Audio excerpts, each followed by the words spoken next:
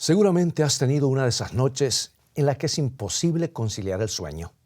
Te diste vueltas y más vueltas en la cama durante toda la noche. Luchaste con las sábanas y boxeaste con la almohada.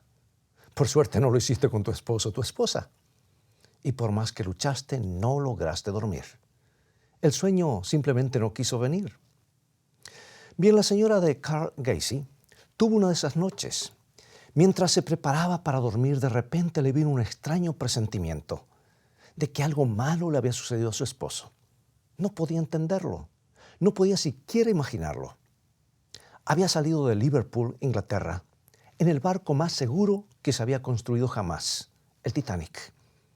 Estaba en camino en algún lugar del Atlántico Norte, rumbo a Nueva York. ¿Qué pasó? Mantente en sintonía y en un momento más regresaré con el resto de esta historia.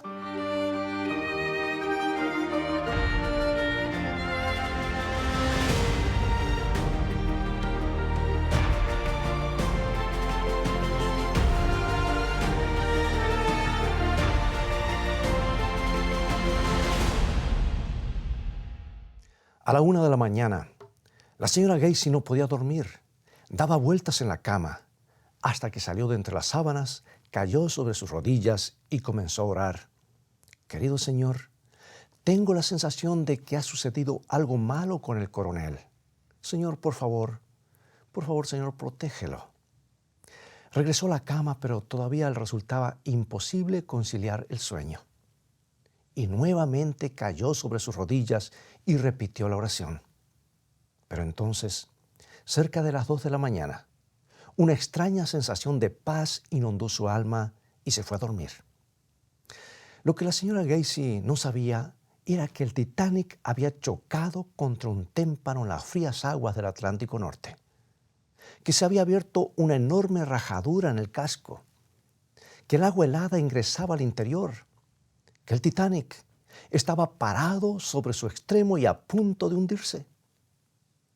Pero el coronel estaba luchando por su vida en las aguas heladas y precisamente a las 2 de la mañana un bote salvavidas se le acercó y un par de brazos anónimos lo habían levantado a bordo.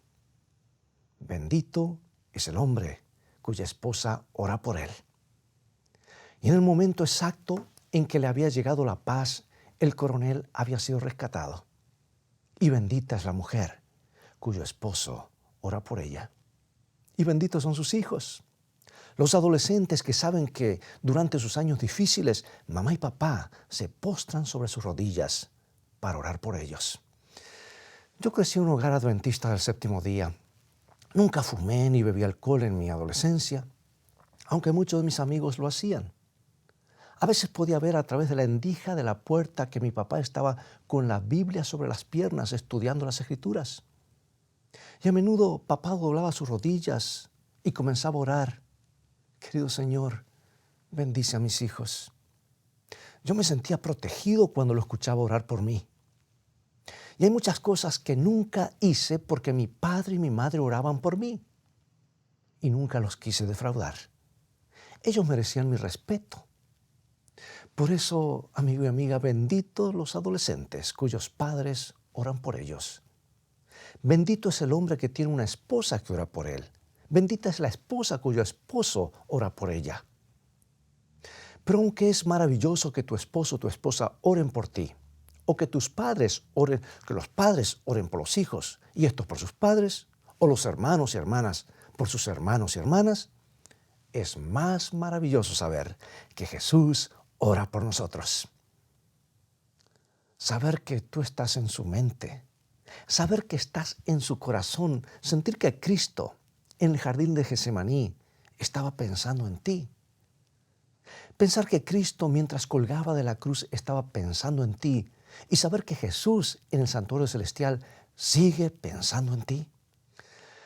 La noche que Jesús oró por ti está registrada en San Juan capítulo 17. En aquel momento, tú estabas en la mente de Cristo en el jardín de Getsemaní. Hoy también estás en sus pensamientos mientras Él se encuentra en el santuario celestial. Estuviste en su corazón mientras Él estuvo en esta tierra y sigues en su corazón ahora que Él está en el cielo. y Jesús está orando por ti. Si tienes tu Biblia a mano, por favor tómala y busca San Juan capítulo 17. San Juan capítulo 17. Porque este es uno de los capítulos más abarcantes del Nuevo Testamento.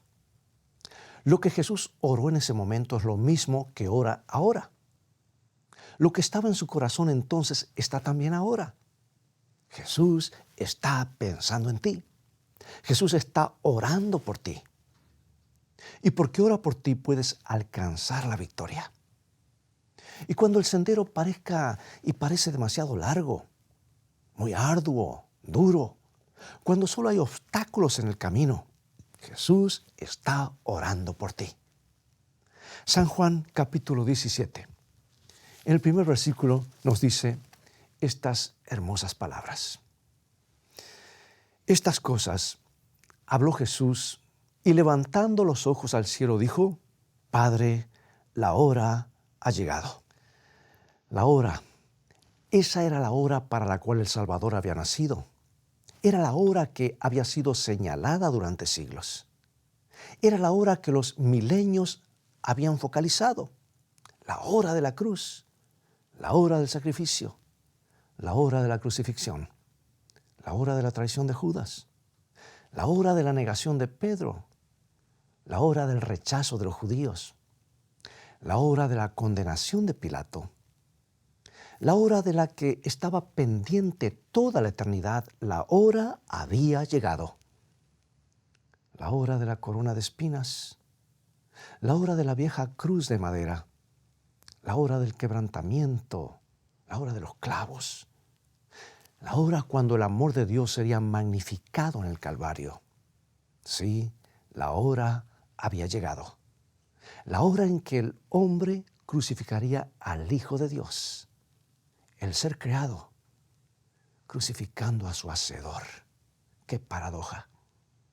La hora donde se encontraría lo peor del hombre, pero lo mejor de Dios.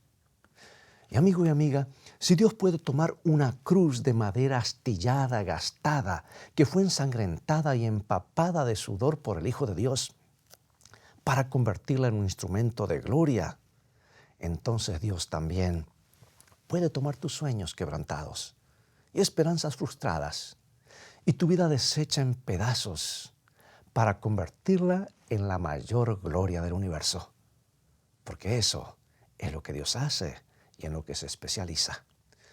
Dios toma nuestros calvarios y nuestros gólgotas y nuestros lugares de enfermedad y nuestros lugares de rechazo y lo peor que el hombre pueda hacernos y las injusticias de la vida y los convierte en triunfos gloriosos para su causa. Si Él tocó esa cruz, símbolo de lo peor, y la transformó en símbolo de victoria, Él puede hacer algo en tu vida y en la mía y en la de tus seres queridos. Alabado sea su santo nombre. Jesús dijo, Padre, la hora ha llegado. La hora de lo peor del hombre, la hora del tormento infernal. Ahora glorifica a tu Hijo para que tu Hijo pueda glorificarte a ti. La hora de su mayor agonía fue la hora de su más grande gloria. Y puede hacer lo mismo con tu vida, hermano y hermana, amigo y amiga. Puede hacer eso con tu vida. Tú que estás con tu caso desesperado, tal vez en una cárcel, tal vez una enfermedad terminal, tú puedes tener la paz del cielo porque hay alguien que ora por ti. Pero te preguntas, ¿cómo oró Jesús aquella noche? ¿Qué había en su mente aquella noche? ¿Qué estaba en su corazón aquella noche? ¿Qué era lo que Jesús pensaba de ti específicamente aquella noche? Jesús no estaba pensando en la farsa de su juicio, no pensaba en la injusticia que caería sobre él, no pensaba en el rechazo, ni en el ridículo, ni en los insultos. No pensaba en el dolor físico, ni en el golpe del látigo de cuero con sus puntas de acero y también pedazos de hueso que le arrancarían trozos enteros de su espalda. No pensaba en el puño que lo golpearía en el rostro, ni en las manos que lo abofetearían en la mejilla, ni en las manos sucias y sudorosas que tomarían su barba y jalarían de ella. No estaba pensando en los clavos puntiagudos que atravesarían sus muñecas y le provocarían un sufrimiento impensable cada vez que moviera su cabeza sobre aquella vieja y astillada cruz. No pensaba en los brazos robustos de los romanos que introducirían aquellos clavos desafilados en sus manos. No pensaba en el fuego que llevaría un dolor insoportable a cada tejido y cada nervio de su cuerpo y sus músculos cuando sus brazos fueran estirados sobre la cruz.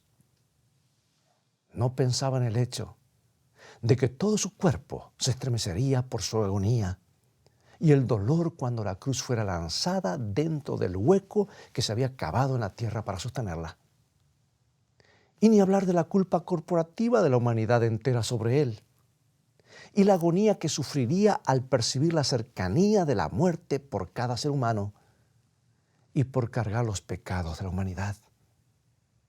Ni hablar de su dolor, ni de su sufrimiento, ni de su insoportable agonía. Amigo y amiga, él pensaba en una cosa, y solamente una cosa. Pensaba en ti.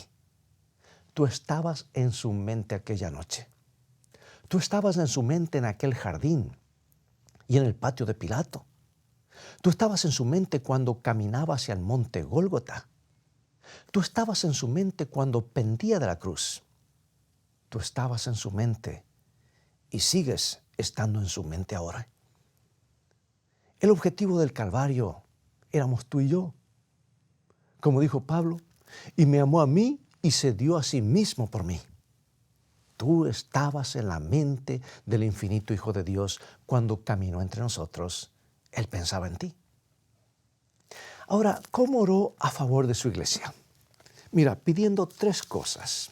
San Juan 17, versículos 9 al 11. Y vamos a comenzar analizando esta oración. Su preocupación de entonces es la misma de hoy. Su carga de entonces es la misma de hoy. San Juan 17, 9 al 11. Yo ruego por ellos, es decir, por sus seguidores, su pueblo. Jesús nos eleva en oración. No ruego por el mundo, sino por los que me diste, porque tuyos son, y todo lo mío es tuyo, y todo lo tuyo es mío, y he sido glorificado en ellos. Y ya no estoy en el mundo, mas estos están en el mundo, y yo voy a ti. Padre Santo, a los que me has dado, guárdalos en tu nombre para que sean uno, así como nosotros. Ahora lleva tu mirada al versículo 21, por favor. Para que todos sean uno como tú, oh Padre, en mí, y yo en ti, que también ellos sean uno en nosotros, para que el mundo crea que tú me enviaste. Jesús no oró que su iglesia terrenal pudiera construir los edificios más hermosos que el mundo haya visto, porque el mundo sabe cómo construir edificios hermosos. Jesús no oró para que su iglesia tuviera la estructura organizativa más grandiosa, ni tuviera comisiones con sabiduría para prever el futuro, porque el mundo sabe cómo tener una estructura administrativa y excelentes comisiones y grupos de trabajo. Y Jesús no oró que su iglesia, por maravillosa que fuera, tuviera un fantástico sistema educativo o una grandiosa red hospitalaria. Jesús no oró por ello, aunque sea algo fantástico. Jesús oró para que su pueblo, sus hijos, de diferentes entornos, personas que ven las cosas de manera diferente, pudieran unirse a un mosaico divino de amor. Jesús oró que entre sus hijos no existiera la condenación, la discriminación, la crítica, la sospecha, ni la búsqueda de errores en los demás. Jesús oró para que sus hijos tuvieran unidad y participaran en una fraternidad de amor, para que pudieran llevar el mensaje del Evangelio y el mensaje del Cristo bíblico al mundo. Porque si sus hijos se están peleando entre sí, les resultará difícil luchar contra el enemigo. ¿Sabes? Ahora yo puedo entender un poco mejor por qué Jesús oró de esa manera. Creo que yo también oraría así. Veamos por unos instantes a quienes estaba dejando atrás. Allí estaba Pedro. Pedro hablaba primero y pensaba después. Ahora bien, Pedro era esa clase de personas de la que siempre sabes que está pensando, sabes qué está pensando y que tenía algo que decir. Lo iba a decir sin pelos en la lengua, como decimos comúnmente. Estaba dejando a Pedro, pero también allí estaban Santiago y Juan, los hijos del trueno, ansiosos por hacer descender fuego del cielo. Las personas que no compartían su teología seguramente eran apóstatas. ¿Recuerdas que había una persona que predicaba en el nombre de Jesús, pero no enseñaba de acuerdo con Santiago y Juan? Y como no se ajustaba a su forma de pensar, Santiago y Juan dijeron: muy bien, Señor, hagámoslos desaparecer ahora mismo con fuego del cielo. Sabes que de vez en cuando me encuentro con personas que querrían hacer descender fuego del cielo sobre todo el mundo porque no están conformes con nada. Como dice la Biblia, el que tiene oídos para oír, que oiga, y el que tiene ojos para ver, que vea, ¿verdad? Hoy en día también tenemos Santiagos y Juanes dando vueltas por allí, queriendo hacer que los hermanos desaparezcan o se amolden a ellos. Este se equivocó, elimínalo. Aquella otra cometió un error, elimínala. También estaba Tomás, el que dudaba de todo. No puede ser, es imposible. Nunca podremos lograrlo. Nunca lo hemos hecho. El dubitativo, ese era Tomás. También estaba Felipe, el reflexivo. Nunca podrás saber exactamente en qué estaba pensando Felipe. No se puede adivinar qué había en su cabeza. Y estaba Mateo, el meticuloso, el contador público. Todo tiene que ponerse por escrito y hay que dejar un registro, ser bien escrupuloso.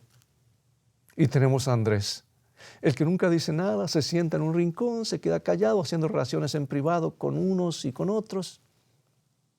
Amigo, amiga, lo que quiero decir es que si yo hubiera tenido a Pedro, Tomás, Santiago, Juan y Felipe en la lista de la iglesia, hubiera tenido que orar mucho por esa iglesia, ¿no es verdad? ¿Qué hubieras hecho tú? Pero alabado sea Dios. En el Pentecostés la oración fue respondida. Estaban todos unánimes y juntos porque comprendieron que el mundo estaba pereciendo. Las personas con las que suelo tratar en este mundo suelen pensar que es mejor acostarse sobre las vías del tren y esperar que el tren les pase por encima. Y algunos están incorporando drogas por sus venas en los callejones y sus hogares se están dividiendo por la separación y los divorcios. Y sus hijos se preguntan, ¿cuál es el significado y el propósito de la vida? Por eso, amigo y amiga, a la iglesia de Dios no le queda tiempo para discusiones internas cuando hay un mundo que perece y no conoce a Cristo. Recuerdo el jardín de Getsemaní y pienso en aquella noche cuando Jesús oró por mí y oró por ti. Y cuando estoy en la junta de iglesia y me siento tentado a decir, hermanos, si Dios quisiera que pusiéramos una alfombra roja, hubiera teñido el cielo de rojo. Todos saben que el color correcto es el azul o quizás el verde. Y cuando me siento tentado a discutir sobre cosas como esa, que a la luz de la eternidad no van a hacer mucha diferencia, recuerdo aquel jardín y recuerdo aquella noche y recuerdo a Jesús orando por su iglesia para que dejaran de lado las pequeñeces, las cosas sin importancia, porque hay un mundo gigantesco que necesita ser alcanzado para Cristo. Hay personas muriendo por no conocer a Jesucristo. Y cuando este servidor siente la tentación de discutir, de machacar con esos temas que no son realmente importantes, pienso en el jardín y pienso en aquella noche y escucho el eco de las oraciones de Jesús, las sospechas, las críticas, el ánimo acusador impiden la presencia del Espíritu de Dios en la iglesia. Hay una cita sorprendente en un libro que se ha vuelto muy valioso para mí, se llama Ministerio de Curación. Y está en la página 492 y dice, los obreros responsables no tienen tiempo para ocuparse de las faltas de los demás. Si no estás haciendo mucho, si no estás ganando almas para Cristo, si no estás compartiendo el Evangelio, te sobra tiempo para ocuparte de la falta de los demás. Y sigue diciendo, Los que trabajan con ardor no tienen tiempo para espaciarse en las faltas ajenas. No podemos vivir de la hojarasca de los defectos y las faltas de los demás. La maledicencia es una doble maldición que cae más pesadamente sobre el que la pronuncia que sobre el que la oye. El que disemina las semillas de disensión y contienda cosecha en su propia alma los mortíferos frutos. Espera un momento. Los que diseminan las semillas de disensión y contienda cosecharán ¿qué? Los mortíferos frutos en su propia alma. Y sigue diciendo, el mismo acto de buscar mal en los demás desarrolla mal en los que lo buscan. ¿Puedes repetirlo conmigo? El mismo acto de buscar mal en los demás desarrolla mal en los que lo buscan. Bueno, es demasiado claro para equivocarnos, ¿verdad? Nos dice Dios a través del apóstol Pablo en la segunda carta a los Corintios, capítulo 3, versículo 18. Por tanto, nosotros todos, mirando a cara descubierta como en un espejo la gloria del Señor, somos transformados de gloria en gloria en la misma imagen como por el Espíritu del Señor. O sea que si quiero contemplar a Jesús, soy transformado a la imagen de Jesús. Pero si vivo buscando errores en los demás, desarrollo en mi carácter las mismas faltas y me vuelvo tan ciego que ni siquiera me doy cuenta. Y pueden ser críticas santas, y yo diría sanas a veces, pero puedo estar buscando los errores santamente. Pero yo cambio y mi mente cambia. Y sin darme cuenta vivo dentro de mi propio capullo de críticas y búsqueda de errores y pienso en aquel jardín y en aquella noche y pienso en Jesús orando, Señor, que sean uno. Y quiero que se cumpla en mí, en mi vida y en mi iglesia. ¿No quieres que también ocurra lo mismo en tu vida y en tu iglesia? Si es así, acompáñame en oración. Padre, anhelamos contemplarte un día. El gran gozo de nuestro corazón será sentarnos a tu mesa. Y Padre, en este momento sentimos que estás orando por nosotros. Jesús está orando por nosotros. Tú estás orando para que tengamos unidad en nuestras iglesias, para que así podamos llevar el Evangelio al mundo. Unidad en nuestros matrimonios para que podamos tener hogares cristianos que reflejen el amor de Cristo en el vecindario. Oh Padre, muy a menudo somos tentados a hacer las cosas a nuestra manera y a ejercer nuestro libre albedrío con egoísmo. Padre, que estas tendencias se quebranten al pie de la cruz y que nuestro amoroso, perdonador, amante Jesús ilumine nuestros caracteres, porque lo pedimos en su santo nombre. Amén.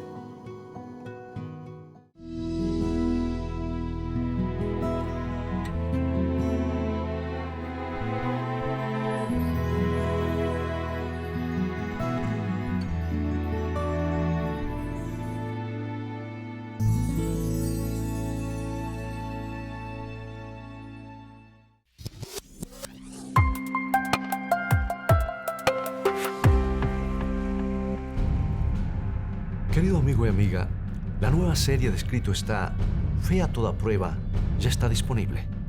En ella nos trasladaremos al antiguo Imperio Romano, donde los primeros cristianos, rodeados por un ambiente sediento de poder, lujuria y persecución, lucharon para mantener una fe viva pagando el precio de la muerte.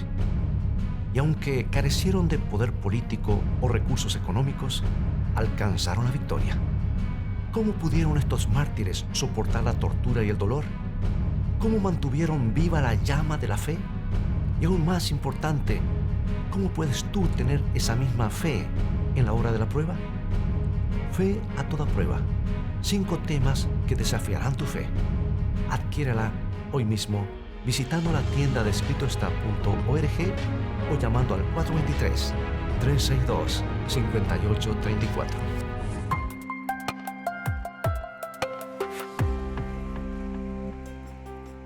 ¿Te has preguntado alguna vez por qué permite Dios el sufrimiento?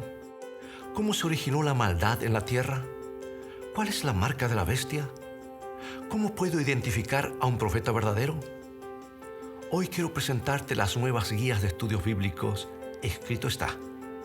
Este conjunto de 25 lecciones contesta cada una de estas interrogantes con la Biblia, en un formato simple de preguntas y respuestas, y contiene amplias ilustraciones gráficas, historias introductorias y tablas de ayuda adicional.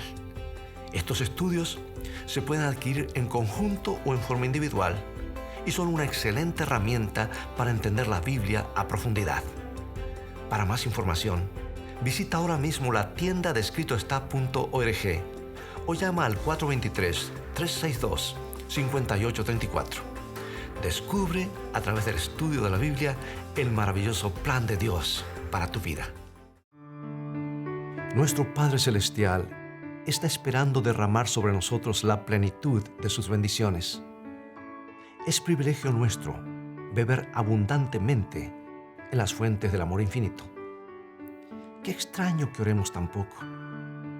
Dios está pronto y dispuesto a oír la oración sincera del más humilde de sus hijos. ¿Por qué han de ser los hijos e hijas de Dios tan remisos para orar? Cuando la oración es la llave en la mano de la fe para abrir el almacén del cielo, en donde están atesorados los recursos infinitos de la omnipotencia.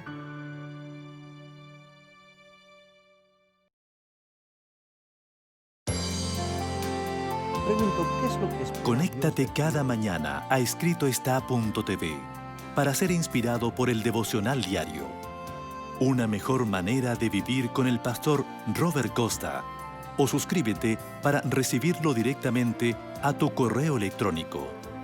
Cada día Dios nos quiere revelar una mejor manera de vivir.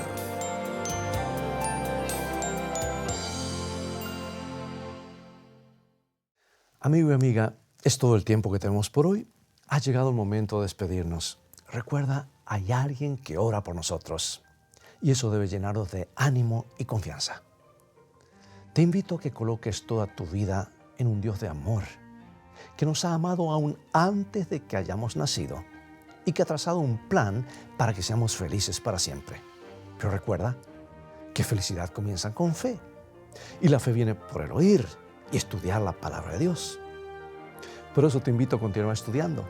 Visítanos en nuestro sitio de internet escritoestá.tv, donde podrás obtener una variedad de estudios bíblicos. Dios te bendiga y te guarde y recuerda, escrito está, no solo de pan vivirá el hombre, sino de toda palabra que sale de la boca de Dios.